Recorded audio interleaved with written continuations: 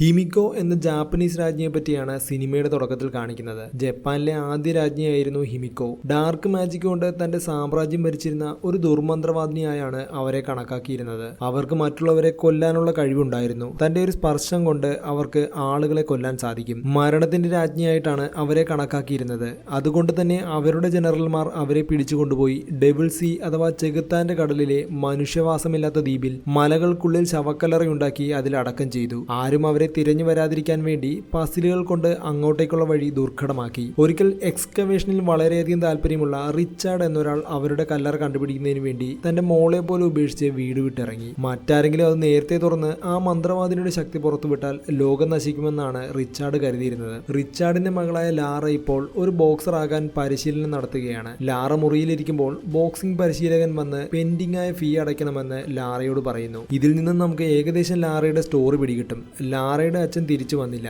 ചെറിയ ജോലികൾ ചെയ്ത് എങ്ങനെയൊക്കെ കഴിഞ്ഞുകൂടുകയാണ് ലാറ. ഏകദേശം 7 വർഷങ്ങൾ കഴിഞ്ഞിരുന്നു ലാറയുടെ അച്ഛൻ പോയിട്ട്. എല്ലാവരും അയാൾ മരിച്ചെന്ന് കരുതി. അച്ഛൻ്റെതായ വലിയൊരു സ്വത്ത് ലാറയ്ക്കുണ്ട്. എന്നാൽ അച്ഛൻ മരിച്ചുവെന്ന് അംഗീകരിക്കാൻ ലാറ തയ്യാറാകാത്തതിനാൽ അവൾക്ക് ആ സ്വത്ത് അക്സെപ്റ്റ് ചെയ്യാൻ സാധിച്ചില്ല. അച്ഛന്റെ പ്രോപ്പർട്ടി അക്സെപ്റ്റ് ചെയ്ത് പേപ്പേഴ്സുകളിൽ ഒപ്പിട്ട് നൽകാൻ പലതവണ അച്ഛന്റെ ബിസിനസ് പാർട്ണർ അവളോട് പറഞ്ഞുവെങ്കിലും അവൾ പേപ്പറുകളിലൊന്നും ഒപ്പിട്ട് നൽകാൻ തയ്യാറായില്ല. കാരണം അവൾ ഇപ്പോഴും അച്ഛൻ ജീവിച്ചിരിപ്പുണ്ട് എന്ന് വിശ്വസിക്കുകയാണ്. ഒടുവിൽ ഒപ്പിട്ട് നൽകിയില്ലെങ്കിൽ സ്വത്തുക്കൾ മുഴുവനും വീടുമെല്ലാം ലേലത്തിൽ പോകുമെന്ന് പറഞ്ഞതോടെ ഒടുവിൽ പേപ്പറുകളിൽ ഒപ്പിടാൻ ലാറ തയ്യാറാകുന്നു. ഓഫീസിലെത്തി പേപ്പറുകളിൽ ഒപ്പിടാൻ പോകുമ്പോൾ അവളുടെ അച്ഛൻ അവൾക്കായി സൂക്ഷിച്ചിരുന്ന ഒരു ജാപ്പനീസ് പസിൽ ഓഫീസിലെ ഒരു ഉദ്യോഗസ്ഥൻ ലാറയ്ക്ക് കൊടുക്കുന്നു. അവൾ ആ പസിൽ തുറക്കുന്നു. ആ പസിൽ സോൾവ് ചെയ്യുമ്പോഴേക്ക് അതിനുള്ളിൽ നിന്നും അവൾക്കൊരു പേപ്പർ ലഭിക്കുന്നു, കൂടാതെ ഒരു കീയും. അവൾ ആ നോട്ട് തുറക്കുന്നു. എന്റെ ഫൈനൽ ഡെസ്റ്റിനേഷന്റെ ആദ്യ ലെറ്റർ എന്നായിരുന്നു ആ നോട്ടിൽ ഉണ്ടായിരുന്നത്. അവൾ അല്പനേരം ചിന്തിച്ചു. എനിക്ക് ഒരു സ്ഥലം വരെ പോകാനുണ്ടെന്നും പറഞ്ഞ് പേപ്പറിൽ ഒപ്പിടാതെ അവൾ വേഗം അവിടെ നിന്നും പോയി. തന്റെ അച്ഛന്റെ ശവക്കല്ലറയുടെ അഡ്രസ് പറഞ്ഞിരിക്കുന്ന സ്ഥലത്തേക്കാണ് അവൾ എത്തിയത്. ഒടുവിൽ അച്ഛന്റെ പേരെഴുതിയിരിക്കുന്ന കല്ലറയിലേക്ക് അവൾ എത്തി. ലെറ്ററിൽ പറഞ്ഞിരുന്നത് എന്റെ ഫൈനൽ ഡെസ്റ്റിനേഷന്റെ ആദ്യ ലെറ്റർ എന്നായിരുന്നല്ലോ. അവൾ അച്ഛന്റെ പേരിന്റെ ആദ്യ ലെറ്ററിൽ പ്രസ് ചെയ്യുന്നു. അതൊരു കീ ഹോൾ ആയിരുന്നു. അതിലേക്ക് തന്റെ കൈവശമുള്ള കീ ഇട്ട് അവൾ തിരിക്കുന്നു. അപ്പോൾ അവിടെയുള്ള ഒരു വാതിൽ തുറന്നു വരുന്നു. തന്റെ അച്ഛൻ വളരെ കാലം സമയം ചിലവഴിച്ച ഒരു മുറിയിലേക്കാണ് അവൾ ചെന്നെത്തിയത്. അച്ഛൻ ഒരുപാട് റിസർച്ച് ചെയ്തിരുന്നുവെന്ന് ലാറയ്ക്ക് അവിടെ നിന്നും മനസ്സിലാക്കാൻ സാധിച്ചു. അവിടെയുണ്ടായിരുന്ന ഒരു വീഡിയോ ക്യാമറ അവൾ ഓണാക്കുന്നു. അതിൽ അവൾക്കായി അച്ഛനായ റിച്ചാർഡ് ഒരു മെസ്സേജ് റെക്കോർഡ് ചെയ്തിരുന്നു. ലാറ ആ വീഡിയോ കാണാൻ തുടങ്ങി. സൂപ്പർ നാച്ചുറൽ അഥവാ അമാനുഷികമായത് ഇപ്പോഴുമുണ്ടെന്ന് തെളിയിക്കാനാണ് എന്റെ ഈ യാത്ര. ജാപ്പനീസ് രാജ്ഞിയായ ഹിമിക്കോയെ ഞാൻ കണ്ടുപിടിക്കാനുള്ള തിരച്ചിലാണ്. നിന്റെ അമ്മയെ നഷ്ടപ്പെട്ടതിന് ശേഷം ഞാനാകെ തകർന്നു പോയി. അതിനുശേഷം സൂപ്പർ നാച്ചുറൽ റിയൽ ആണെന്ന് തെളിയിക്കാനുള്ള ഹിന്റിനായി ഈ ലോകം മുഴുവൻ ഞാൻ തിരയാൻ തുടങ്ങി. നിന്റെ അമ്മ എന്നോടൊപ്പം ഉണ്ടെന്ന് ഫീൽ ചെയ്യാനുള്ള എന്തെങ്കിലും കിട്ടാനായി ഞാൻ അലഞ്ഞു. പിന്നെ അതൊരു ഹോബിയായി മാറി. ഹിമിക്കോയെ കണ്ടെത്താനുള്ള യാത്രയിലാണ് ഞാൻ. നീ ഈ വീഡിയോ കാണുന്നുണ്ടെങ്കിൽ അതിനർത്ഥം ഞാൻ മരിച്ചിട്ടുണ്ടെന്നാണ്. നീ എനിക്കൊരു ഉപകാരം ചെയ്യണം. ഹിമിക്കോ പ്രൊജക്ടിന്റെ ഇവിടുള്ള റിസർച്ച് പേപ്പറുകൾ, ടേപ്പുകൾ എല്ലാം നീ കത്തിച്ചു കളയണം. ഹിമിക്കോയെ തിരഞ്ഞ് ആരും വരാതിരിക്കാനും തെറ്റായ കൈകളിൽ ആ ശക്തി എത്താതിരിക്കാനും വേണ്ടിയാണ് റിച്ചാർഡ് അങ്ങനെ ചെയ്തത്. അവൾ അവിടെയുള്ള റിസർച്ചുകളെല്ലാം പരിശോധിച്ചു. അതുവഴി ഹിമിക്കോ എന്ന മന്ത്രവാദിയായ രാജ്ഞിയെക്കുറിച്ചും അവരുടെ സ്പർശം കൊണ്ട് അവർ ആളുകളെയൊക്കെ കൊന്നൊടുക്കിയിരുന്നുവെന്നും അവരെ ആർക്കും ചെന്നെത്താൻ സാധിക്കാത്ത ചെകുത്താന്റെ കടലിലുള്ള അഥവാ ഡെവിൾ സീയിലുള്ള ഒരു ദ്വീപിൽ അടക്കം ചെയ്തിരിക്കുന്നുവെന്നും അവൾ മനസ്സിലാക്കി. ഡെവിൾ സീയിലുള്ള യെമറ്റായ് എന്ന ദ്വീപിലാണ് ഹിമിക്കോയുടെ ശവകുടീരം എന്ന് കണ്ടെത്തിയ റിച്ചാർഡ് അങ്ങോട്ടേക്ക് ഒരാളുടെ സഹായത്തോടെ കപ്പലിൽ പുറപ്പെട്ട രേഖകൾ അവൾ കണ്ടെത്തി. ഒരു കപ്പിത്താനും ആ ഭാഗത്തേക്ക് ആരെയും കപ്പലിൽ കൊണ്ടുപോകാറില്ല. വളരെ കഷ്ടപ്പെട്ടാണ് ഒരു കപ്പിത്താനെ റിച്ചാർഡ് കണ്ടെത്തിയതെന്ന് രേഖകളിൽ പറഞ്ഞിട്ടുണ്ട്. റിസർച്ച് പേപ്പറുകൾ കത്തിക്കാതെ റിച്ചാർഡിന്റെ ബുക്കുമായി ആ കപ്പിത്താനെ കണ്ടെത്താൻ ഹോങ്കോങ്ങിലേക്ക് ലാറ പുറപ്പെട്ടു. തന്റെ അച്ഛൻ ഇപ്പോഴും ജീവിച്ചിരിപ്പുണ്ട് എന്ന വിശ്വാസത്തിലാണ് ലാറയുടെ ഈ യാത്ര. ഹോങ്കോങ്ങിലെത്തിയ ലാറ അച്ഛൻ റിച്ചാർഡിനെ കൊണ്ടുപോയ കപ്പൽ തിരയാൻ തുടങ്ങി. എന്നാൽ അതിനിടയിൽ കള്ളന്മാർ വന്ന് ലാറയുടെ ബാഗും തട്ടിയെടുത്തുകൊണ്ട് ഓടി. എന്നാൽ ഇത് കണ്ട ലാറ അവരുടെ പുറകെ ഓടുന്നു. അവരെ ചേസ് ചെയ്ത് പിടിച്ച ലാറ തന്റെ ബോക്സിംഗ് സ്കിൽ ഉപയോഗിച്ച് അമന്മാരുടെ കയ്യിൽ നിന്നും ബാഗ് തിരികെ വാങ്ങി. ശേഷം ലാറ കപ്പൽ കണ്ടെത്തുന്നു. വളരെ പഴയൊരു കപ്പലായിരുന്നു അത്. അതിലുണ്ടായിരുന്ന ആളോട് ലാറ കാര്യം പറയുന്നു. അയാളുടെ പേരായിരുന്നു ലൂറൻ അഥവാ ലൂ. പക്ഷേ ലൂവിന്റെ അച്ഛനായിരുന്നു ലാറയുടെ അച്ഛനെ ആ ദ്വീപിലേക്ക് കൊണ്ടുപോയതെന്ന് അയാൾ പറയുന്നു. നിന്റെ അച്ഛനെ സഹായിക്കാൻ പോയ ശേഷം എന്റെ അച്ഛനും തിരിച്ചു വന്നില്ല. മാത്രമല്ല അച്ഛൻ ജീവിച്ചിരിപ്പുണ്ടോ ഇല്ലയോ എന്ന് പോലും എനിക്കറിയില്ല. നമ്മുടെ അച്ഛന്മാർ എങ്ങോട്ടാണ് പോയതെന്ന് എനിക്കറിയാം. ജപ്പാന്റെ തീരത്തുള്ള ആൾതാമസമില്ലാത്ത യെമറ്റായ് എന്ന ദ്വീപിലേക്കാണ് അവർ പോയത്. റിച്ചാർഡിന്റെ ഡോക്യുമെന്റ്സ് ഉപയോഗിച്ച് അവൾ ആ ദ്വീപിന്റെ ലൊക്കേഷൻ മാപ്പിൽ നിന്നും മനസ്സിലാക്കുന്നു. ഞാൻ അവിടേക്ക് പോവുകയാണ്. അവർക്ക് എന്താണ് സംഭവിച്ചതെന്ന് എനിക്കറിയണം. ചെകുത്താന്റെ കടലിന് നടുവിലുള്ള ദ്വീപ്. ലൂറൻ പിറുപിറുത്തു. അതൊരു അപകടകരമായ സ്ഥലമാണെന്ന് അയാൾക്കറിയാം. അതുകൊണ്ട് തന്നെ യാത്രയും വളരെ അപകടം നിറഞ്ഞതായിരിക്കും. പക്ഷേ ഇതൊരു അഡ്വഞ്ചർ ആയിരിക്കുമെന്ന് ലാറ പറയുന്നു. മരണം ഒരിക്കലും ഒരു അഡ്വഞ്ചർ അല്ല. ലാറയെ ആ ദ്വീപിലേക്ക് കൊണ്ടുപോകാൻ അയാൾ തയ്യാറാണ്. തയ്യാറായില്ല. അയാളുടെ അവിടുത്തെ സെറ്റപ്പ് കണ്ടപ്പോൾ തന്നെ അയാൾക്ക് ആവശ്യത്തിലേറെ കടമുണ്ടെന്ന് ലാറ മനസ്സിലാക്കി. തന്റെ ബൂട്ട്സിൽ നിന്നും കുറച്ച് പണം എടുത്ത് അവൾ മേശപ്പുറത്ത് വെച്ചു. എന്നെ യെമറ്റായ് ദ്വീപിലെത്തിച്ചാൽ ഈ പണം നിനക്കുള്ളതാണ്. പണം കിട്ടിയതോടെ അപകടമാണെന്ന് അറിഞ്ഞിട്ടും തന്റെ അവസ്ഥ അറിയാമായിരുന്ന ഷിപ്പിന്റെ ഓണർ ലൂ ലാറയെ ദ്വീപിലെത്തിക്കാമെന്ന് സമ്മതിക്കുന്നു. അങ്ങനെ ആ ചെറിയ ബോട്ടിൽ അവർ യെമറ്റായ് ദ്വീപിലേക്ക് തിരിച്ചു. യാത്രയിൽ ലാറ അച്ഛന്റെ ഒരു പസിൽ സോൾവ് ചെയ്യുന്നു. ഹിമിക്കോയെ കണ്ടുപിടിക്കാനുള്ള വഴിയിലേക്ക് വിരൽ ചൂണ്ടുന്ന ഒരു പസിലായിരുന്നു അത്. സൂപ്പർ നാച്ചുറൽ പവർ ഉപയോഗിച്ച് മനുഷ്യവംശത്തെ കൺട്രോൾ ചെയ്യാൻ ശ്രമിക്കുന്ന ട്രിനിറ്റി എന്നൊരു ഓർഗനൈസേഷൻ ഹിമിക്കോയുടെ പുറകെ ഉണ്ടെന്ന് റിച്ചാർഡിന്റെ രേഖകളിലുണ്ടായിരുന്നു. അങ്ങനെ രാത്രിയാകുമ്പോഴേക്ക് ലൂവിനോട് ഗുഡ് നൈറ്റ് പറഞ്ഞ് ലാറ പോയി കിടന്നുറങ്ങി. രാത്രിയിൽ ഒരു സ്വപ്നത്തിൽ നിന്നെന്ന പോലെ ഉണർന്നു വന്നപ്പോഴേക്കും ബോട്ട് കിടന്ന് ശക്തമായ ആടിയുലയുകയാണ്. അവൾ ബോട്ടിന് മുകളിലേക്ക് വന്ന് നോക്കുമ്പോഴേക്ക് ശക്തമായ കൊടുങ്കാറ്റാണ്, വലിയ തിരമാലകളും. ലൂ ബോട്ട് നിയന്ത്രിക്കാൻ പാടുപെടുകയാണ്. അവർ ദ്വീപിനടുത്തെത്തിയിരുന്നു. കാറ്റും മഴയും ശക്തമായി. അതോടെ ലൂവിന് കപ്പൽ നിയന്ത്രിക്കാൻ പറ്റാതെ വരുന്നു. അയാൾ ലാറയോട് കടലിലേക്ക് ചാടാൻ പറയുന്നു. കാരണം കപ്പൽ ഏതു നിമിഷവും തകരാം. ബോട്ട് ദ്വീപിന് തൊട്ടടുത്തെത്തി.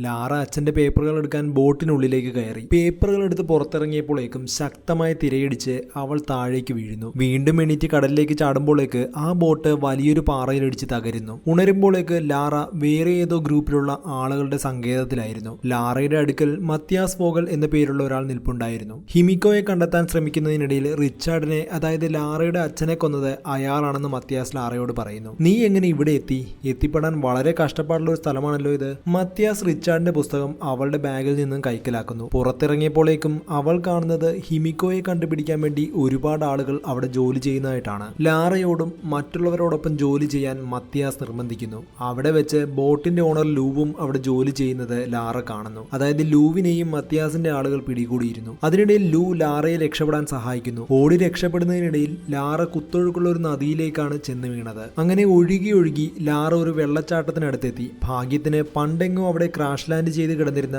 തുരുമ്പിച്ച ഒരു വിമാനത്തിൽ പിടിച്ച് ലാറ തൂങ്ങിക്കിടന്നു. ലാറ ഒരുവിധം അതിന് മുകളിലേക്ക് കയറി. പക്ഷേ വളരെ പഴക്കമുള്ള തുരുമ്പെടുത്ത വിമാനമായതുകൊണ്ട് തന്നെ ലാറയുടെ ഭാരം കൊണ്ട് ചിറക് ഭാഗം ഒടിഞ്ഞു വീഴാൻ തുടങ്ങുന്നു. ലാറ വിമാനത്തിന്റെ ചിറക് ഭാഗത്തു നിന്ന് ഓടി മെയിൻ ബോഡി ഭാഗത്തേക്ക് കയറുന്നു. അപ്പോഴേക്കും ചിറക് ഭാഗം തകർന്ന് വെള്ളച്ചാട്ടത്തിലേക്ക് വീണ് തകരുന്നു. അവിടം കൊണ്ടും തീർന്നില്ല. നിർഭാഗ്യവശാൽ വിമാനത്തിന്റെ മറ്റേ ഭാഗവും തകർന്നു വീഴുന്നു. അതിനിടയിൽ വിമാനത്തിലുണ്ടായിരുന്ന പഴകിയ പാരച്യൂട്ടും എടുത്ത് ലാറ താഴേക്ക് ചാടുന്നു. ഒടുവിൽ അത് തുറന്ന് വനത്തിനുള്ളിലേക്ക് വന്ന് ലാറ വീഴുന്നു. ആ പാരച്യൂട്ടിന് ഒരുപാട് കീറൽ ഉണ്ടായിരുന്നത് കൊണ്ട് തന്നെ ലാൻഡിംഗ് അത്ര സുഖകരമല്ലായിരുന്നു. മരങ്ങളിലൊക്കെ ചെന്നിടിച്ച് ഒരു വിധത്തിൽ ലാറ താഴെ വന്ന് വീഴുകയും ബോധം കെടുകയും ചെയ്തു. ബോധം വരുമ്പോഴേക്ക് രാത്രിയായി തുടങ്ങി. അവൾ നോക്കുമ്പോഴേക്ക് ആരോ ഒരാൾ അവളെ നോക്കിയ ശേഷം അവിടെ നിന്ന് ഓടിപ്പോകുന്നു. ലാറ അയാളെ പിന്തുടർന്നു. അയാൾ മലഞ്ചെരുവിൽ മുകളിലേക്കുള്ള ഒരു ഗുഹയിലേക്ക് കയറി. ലാറ പുറകെയും. അത് മറ്റാരുമായിരുന്നില്ല, ലാറയുടെ അച്ഛനായ റിച്ചാർഡ് ആയിരുന്നു. ലാറയ്ക്ക് ഒരുപാട് സന്തോഷമായി. വളരെ വർഷങ്ങൾക്ക് ശേഷം മകളെ കണ്ടപ്പോൾ റിച്ചാർഡിനും ഒരുപാട് സന്തോഷമായി. രാവിലെ ഉണ്ടായ പ്രശ്നങ്ങളും ആ ഗ്രൂപ്പിനെ പറ്റിയും അവളുടെ കയ്യിലുണ്ടായിരുന്ന റിച്ചാർഡിന്റെ ബുക്ക് അവർ കൈക്കലാക്കിയ കാര്യവും ലാറ വിശദമായി റിച്ചാർഡിനോട് പറയുന്നു. ഇത് കേട്ട റിച്ചാർഡ് ഞെട്ടി. അയാൾ ദേഷ്യപ്പെടാൻ തുടങ്ങി. നിനക്ക് എന്റെ മെസ്സേജ് ലഭിച്ചില്ലേ? ഞാൻ പറഞ്ഞതല്ലേ അവിടെയുള്ള എല്ലാ ഡോക്യുമെന്റ്സും നശിപ്പിക്കണമെന്ന് പറഞ്ഞാൽ ഇതാണോ ചെയ്യുന്നത്? ഇപ്പോൾ ലോകം മുഴുവൻ അപകടത്തിലാണ്. നമ്മൾ തന്നെ ഹിമിക്കോയെ കണ്ടുപിടിക്കാനുള്ള വഴി അവർക്ക് പറഞ്ഞു കൊടുത്തു. എങ്ങനെയും അവരെ തടഞ്ഞേ മതിയാകൂ. ലാറ അവരെ തടയാനായി അങ്ങോട്ടേക്ക് പുറപ്പെട്ടു. കയ്യിൽ അമ്പും വില്ലുമുണ്ട്. അത് വെച്ച് അവൾ മത്യാസിന്റെ ആളുകളെ ആക്രമിക്കുന്നു. അതേസമയം അവർ ഹിമിക്കോയുടെ ശവകുടീരം കണ്ടെത്തിയിരുന്നു. പക്ഷെ അതിന്റെ വാതിൽ തുറക്കുന്നത് എങ്ങനെ എന്നവർക്ക് അറിയില്ലായിരുന്നു. അതേസമയം ലാറയുടെ അച്ഛനും അങ്ങോട്ടേക്ക് വരുന്നു. അപ്പോഴേക്കും ആ ഗ്രൂപ്പിന്റെ ലീഡറായ മത്യാസ് റിച്ചാർഡിനെ പിടികൂടുന്നു. ഈ വാതിൽ തുറക്കാനുള്ള പസിൽ സോൾവ് ചെയ്തില്ലെങ്കിൽ റിച്ചാർഡിനെ കൊല്ലുമെന്ന് മത്യാസ് ലാറയോട് പറയുന്നു. തുറക്കരുതെന്ന് റിച്ചാർഡ് പറയുന്നുണ്ടെങ്കിലും അച്ഛനെ മരണത്തിന് വിട്ടുകൊടുക്കാൻ ലാറ തയ്യാറായിരുന്നില്ല. ഒടുവിൽ ലാറ പസിൽ സോൾവ് ചെയ്യുന്നു. അങ്ങനെ ആ വാതിൽ തുറക്കപ്പെട്ടു. അത് മലയുടെ ഉള്ളിലേക്കുള്ള അഗാധമായ ഒരു വഴിയായിരുന്നു. അവർ ആ ഗുഹയിലേക്ക് കടന്നു. പോകുന്ന വഴികളിലെല്ലാം ട്രാപ്പുകൾ ഉണ്ടായിരുന്നു. അതിൽപ്പെട്ട മത്യാസിന്റെ ചില ആളുകൾ കൊല്ലപ്പെടുന്നു. നടന്നു പോകുമ്പോൾ വലിയൊരു ഗർത്തം അവിടെ കാണുന്നു. അതിനുള്ളിൽ നിറയെ മനുഷ്യരുടെ അസ്ഥികൂടങ്ങളായിരുന്നു. അത് കടന്ന് അവർ ചെന്നത് മറ്റൊരു ഹാളിലേക്കായിരുന്നു. അതിലേക്ക് കടന്നതും അതിന്റെ വാതിൽ അടയ്ക്കപ്പെട്ടു. അവരാകെ ഭയപ്പെട്ടു. പെട്ടെന്ന് അവർ നിന്നിരുന്ന സ്ഥലത്തെ തറയോടുകൾ ഓരോ ഭാഗങ്ങളായി താഴേക്ക് പോകാൻ തുടങ്ങി. അവർ ഓടിമാറി ഒരുവിധത്തിൽ വശങ്ങളിൽ നിലയുറപ്പിച്ചു. ലാറ നിൽക്കുന്ന ഭാഗത്തെ വാതിൽ തുറക്കണമെങ്കിൽ ഒരു പസിൽ സോൾവ് ചെയ്യണം. ആ വാതിലിനുള്ളിലെ ദ്വാരത്തിൽ പല കളറിലുള്ള കല്ലുകൾ അവൾ വെച്ച് നോക്കിയെങ്കിലും വാതിൽ തുറന്നില്ല. അവൾ അച്ഛന്റെ റിസർച്ച് ഓർക്കാൻ തുടങ്ങി. Death queen must die to bring back life. അതായത് ജീവൻ തിരികെ കൊണ്ടുവരണമെങ്കിൽ മരണത്തിന്റെ രാജ്ഞി മരിക്കണം. ലൈഫിന്റെ നിറം ഗ്രീൻ അവൾ മന്ത്രിച്ചു. അവിടെയുള്ള ബ്ലൂ യെല്ലോ കല്ലുകൾ ചേർത്ത് ആ ദ്വാരത്തിലേക്ക് അവൾ വെക്കുന്നു. ഗ്രീൻ കളർ വന്നപ്പോഴേക്കും ആ വാതിൽ തുറന്നു. ഈ ഭാഗമൊക്കെ വളരെ നല്ല രസമാണ് സിനിമയിൽ കണ്ടുകൊണ്ടിരിക്കാൻ. വാതിൽ തുറന്നപ്പോഴേക്കും ഹിമിക്കോയുടെ ശവകുടീരം അവർ കാണുന്നു. അവരെ അടക്കിയിരുന്ന പെട്ടി അവർ തുറക്കുന്നു. ശരീരത്തിന് ഒന്നും സംഭവിക്കാതെ സാധാരണ പോലെ തന്നെ ഇരിക്കുകയായിരുന്നു ആ ശവശരീരം. പക്ഷെ മൂടി തുറന്നപ്പോഴേക്കും പെട്ടെന്ന് അവരുടെ ശരീരം അഴുകാൻ തുടങ്ങി. നിമിഷ നേരം കൊണ്ട് അതൊരു അസ്ഥികൂടമായി മാറി. അവരാകെ അത് കണ്ട് ഭയന്നു. മത്യാസിന്റെ ആളുകൾ അവരുടെ ശവശരീരം പെട്ടിയിൽ നിന്നും എടുക്കാൻ ശ്രമിച്ചു. പക്ഷെ അപ്പോഴാണ് അവരെ സ്പർശിച്ച ഒരാൾ ഇൻഫെക്ഷൻ വന്ന് അപ്പോൾ തന്നെ മരിച്ചു വീഴുന്നത്. ആ രാജ്ഞി മന്ത്രവാദിനിയൊന്നുമല്ലായിരുന്നുവെന്നും അവർ ഒരു ബ്ലാക്ക് മാജിക്കും ചെയ്തിരുന്നില്ല എന്നും ഗുഹയിലെ ചിത്രങ്ങളിൽ നിന്നും ലാറ മനസ്സിലാക്കി. ചിത്രങ്ങളിൽ അവരെ വളരെ നല്ലൊരു സ്ത്രീയായിട്ടാണ് ചിത്രീകരിച്ചിരിക്കുന്നത്.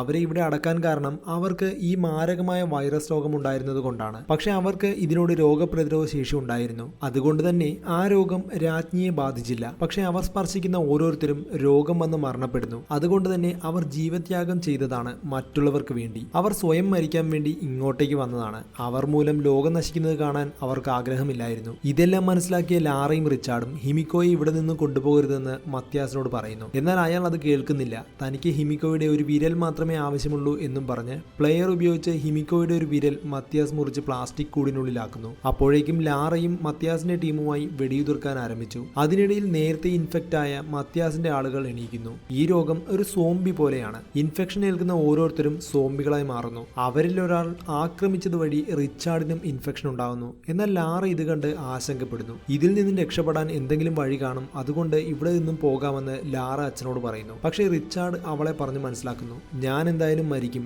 ഒരാൾ ഇവിടെ ഉണ്ടാകണം, ഈ ശവകുടീരം നശിപ്പിക്കണം. ഇനി ആരും ഹിമിക്കോയെ അന്വേഷിച്ച് വരരുത്, നീ എന്നെ വിട്ട് ഇവിടെ നിന്ന് രക്ഷപ്പെടണം. അത് കേട്ട് ലാറ ഒരുപാട് സങ്കടപ്പെടുന്നു. കാരണം ഒരുപാട് വർഷങ്ങൾക്ക് ശേഷമാണ് ലാറ റിച്ചാർഡ്സിനെ കാണുന്നത്. അച്ഛൻ്റെ കൂടെ ഒരുമിച്ചുള്ളൊരു ജീവിതമാണ് അവൾ സ്വപ്നം കണ്ടിരുന്നത്. ഒടുവിൽ റിച്ചാർഡിന്റെ നിർബന്ധത്തിന് വഴങ്ങി ഗുഡ് ബൈ പറഞ്ഞ് ലാറ കരഞ്ഞുകൊണ്ട് അവിടെ നിന്ന് പോകുന്നു. മത്യാസിനെ തിരഞ്ഞ് ലാറ അവിടെ നിന്ന് ഓടി. ഒടുവിൽ മത്യാസിനെ കണ്ടെത്തുകയും അവർ തമ്മിൽ പൊരിഞ്ഞാടി ആരംഭിക്കുകയും ചെയ്യുന്നു. ഒടുവിൽ മത്യാസിനെ അടിച്ച് പരുവമാക്കി അയാളുടെ കയ്യിലുണ്ടായിരുന്ന ഹിമിക്കോയുടെ വിരൽ അയാളുടെ വായിൽ തന്നെ കയറ്റി ആ അസ്ഥികൂടങ്ങളുള്ള ഗർത്തത്തിലേക്ക് ലാറ അയാളെ തള്ളിയിടുന്നു. മത്യാസ് ഇൻഫെക്റ്റഡ് ആയി അവിടെ മരിച്ചു വീഴുന്നു. അപ്പോഴേക്കും റിച്ചാർഡിന്റെ കയ്യിലുണ്ടായിരുന്ന ബോംബ് പൊട്ടിത്തെറിക്കുന്നു.